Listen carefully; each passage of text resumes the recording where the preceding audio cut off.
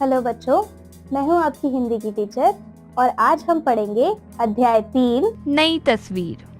पाठ परिचय।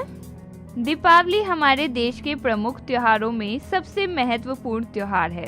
प्रस्तुत पाठ में दीपावली मनाने के बारे में बताने के साथ साथ घर में बची पुरानी और बेकार चीजों के प्रयोग के बारे में बड़े ही रोचक ढंग से बताया गया है।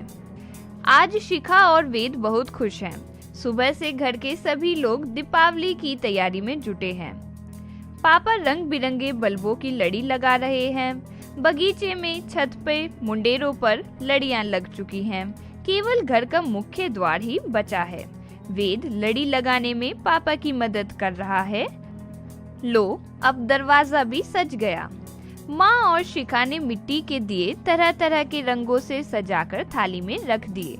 घर के आंगन में सुंदर सी रंगोली भी बना दी। माँ रसोई घर में पकवान बनाने लगी। शिखा पूजा की तैयारी में दादी जी का हाथ बटाने लगी। शाम होने को थी। माँ ने शिखा और वेद से कहा, चलो अब तुम दोनों तैयार हो जाओ।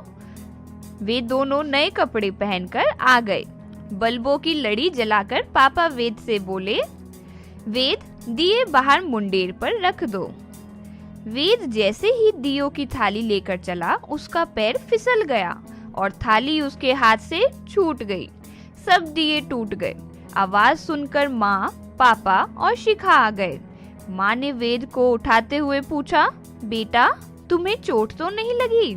वेद उदास होकर बोला, नहीं माँ, लेकिन मेरी गलती से सारे दिए टूट गए, मुझे माफ कर दो।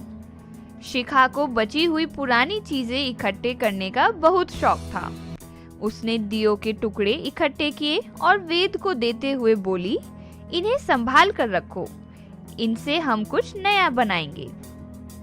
अगले दिन शिखा ने माँ से गत्ते का एक टुकड़ा मांगा, फिर अपनी इकट्ठी की हुई चीजों का पिटारा ले आई।